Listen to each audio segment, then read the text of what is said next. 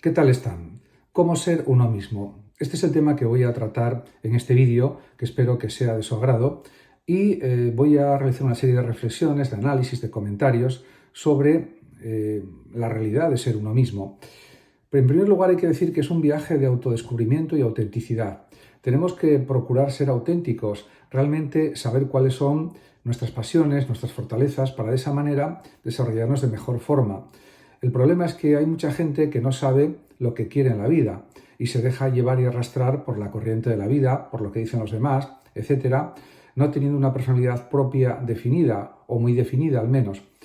Y eso, claro, no es lo mejor para desarrollar una vida llena de entusiasmo, una existencia, diríamos, más profunda, más extensa, más amplia también, más rica en contenidos, y es de lo que se trata, en definitiva. De lo que hay que hablar es de llevar una vida más plena y satisfactoria, más agradable para uno mismo.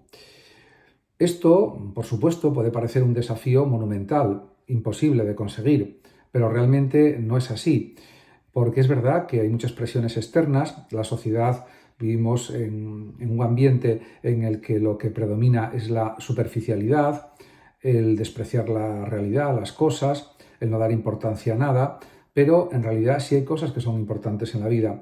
Y una de ellas, una de las más importantes, es precisamente cómo ser uno mismo. Eso es indudable, porque solo tenemos una vida física, material, que se sepa. No hay más vidas físicas. Por lo tanto, tenemos que aprovechar cada hora, cada minuto de nuestra existencia de la mejor forma posible. Y eso significa tener claros nuestros propósitos, nuestras metas, nuestros proyectos o ir desarrollándolos a lo largo del tiempo.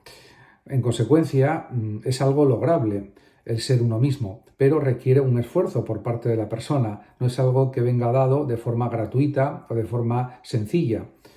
Esa es la realidad. En consecuencia, vivir de acuerdo con nuestra verdadera esencia es fundamental para alcanzar la felicidad y el bienestar. El problema es que muchas personas no saben lo que quieren, no saben cuál es su esencia, qué quieren hacer en el mundo, en la vida. Simplemente muchas personas quieren pues vivir, alimentarse, divertirse, disfrutar de la vida. Eso está muy bien, eso forma parte también de los desafíos del ser humano y es lógico que uno quiera vivir de forma agradable, de forma satisfactoria, alegre, etcétera.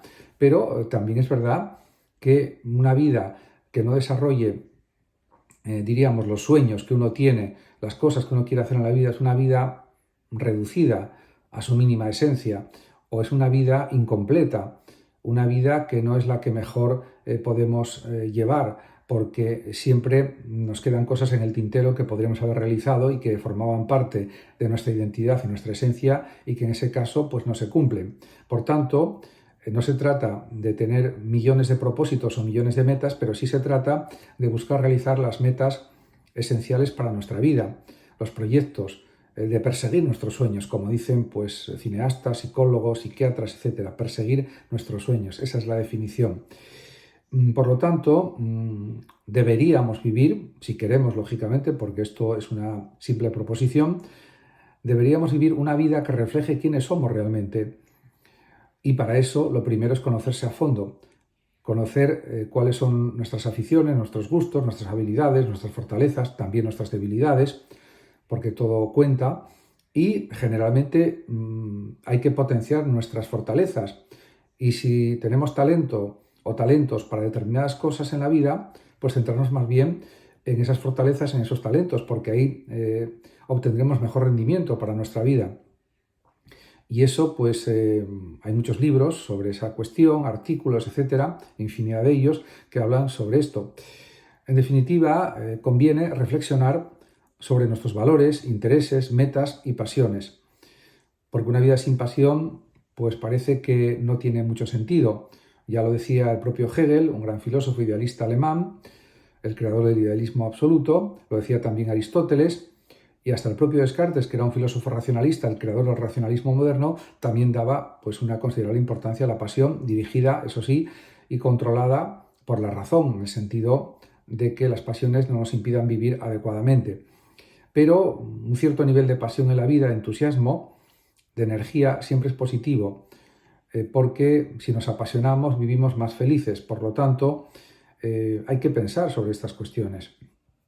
Y hay una serie de preguntas que cualquier persona puede realizar y que forman parte de la finalidad de conocerse a uno mismo.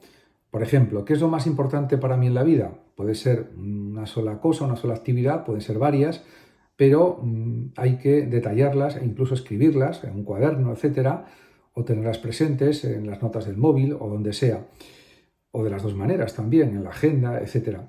Porque de esa manera nos centramos en lo verdaderamente importante para nosotros y pues diríamos, no lo podemos hacer absolutamente todo, por lo tanto tenemos que elegir, porque ya decía Ortega que la vida es elección, hay que elegir lo que queremos ser, lo que queremos hacer, en función, yo creo más bien, de nuestras capacidades, fortalezas, intereses, talentos personales, etc.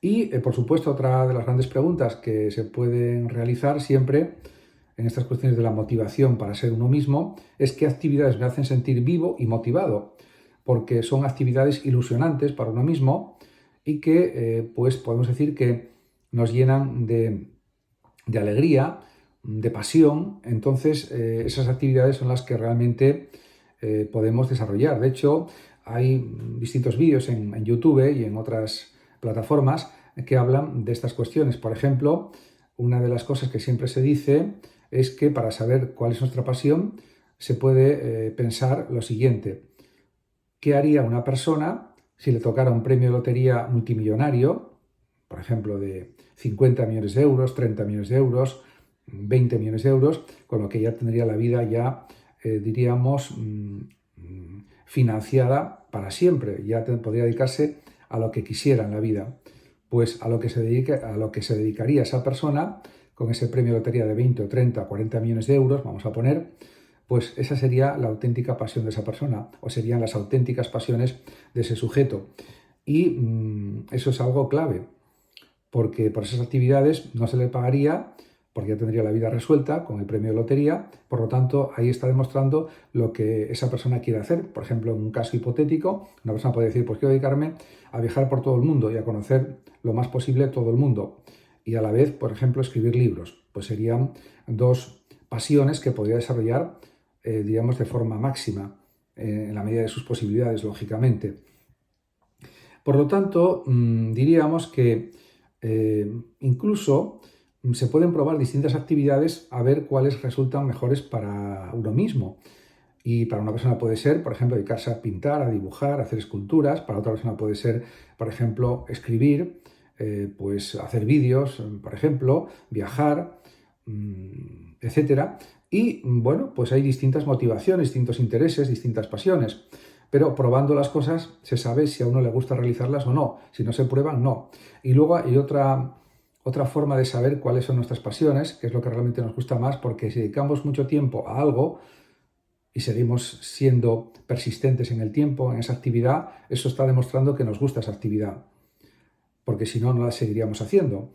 En ese sentido, pues todos esos detalles hay que valorarlos y se pueden utilizar para saber cuáles son realmente nuestras pasiones en la vida, las cosas que realmente nos gusta hacer y en las que sentimos que el tiempo no pasa, que el tiempo, diríamos, no nos aburre, el tiempo que dedicamos a esa actividad. En ese sentido, pues se pueden hacer pruebas de ese tipo, como ya he dicho, y, por supuesto, pensar también sobre lo que nos gusta y lo que no nos gusta. Por supuesto, aunque sean actividades que gustan a la persona, esas actividades tienen que ser desarrolladas con una cierta actividad y esfuerzo. Incluso, por ejemplo, los pintores, aunque les guste muchísimo pintar, tienen que hacer un esfuerzo al pintar. No es una cosa que se produzca de una manera muy sencilla y con una gran facilidad, sino que requiere dedicación, esfuerzo, perseverancia, tenacidad, aún gustando mucho esa actividad. Esa es la realidad. De hecho, eso nos hace sentir también más vivos, saber triunfar, saber superar retos, obstáculos, etcétera. Eso forma parte también del autodescubrimiento personal, del desarrollo personal, sin duda. Y, por supuesto, también hay otra cuestión importante, que es tomar decisiones alineadas con nuestra verdadera identidad. Y eso va en relación con cultivar sobre todo las fortalezas, porque si a una persona se le da muy mal, por ejemplo, se le da mal el dibujo y no le gusta, pues lógicamente será más lógico que se dedique, por ejemplo, a escribir, que sí le gusta y que tiene más habilidades o muchas más habilidades para escribir, por ejemplo. es lógico. Y al revés, una persona que no le apetezca mucho escribir y que en cambio pues se le dé muy bien pintar y dibujar, pues es lógico que se dedique más bien a la pintura que a escribir, pero podría ser que se dieran bien las dos cosas, escribir, dibujar y pintar. Eso sería posible también. Eso ya depende de cada sujeto, de cada individuo. Además, hay otro punto importante. Hay que aceptar nuestras imperfecciones. Esto es clave y fundamental. Todos tenemos imperfecciones. No se trata de saber si unos tienen más, otros tienen menos, no son más perfectos, son más imperfectos, porque es una cuestión muy discutible y sería un tema que llevaría infinidad de tiempo para descubrir cuáles son nuestras imperfecciones y perfecciones y ponerse de acuerdo sobre ellas, si lo son o no lo son, etc. En cualquier caso, lo que es evidente es que ser uno mismo no significa ser perfecto, ni mucho menos.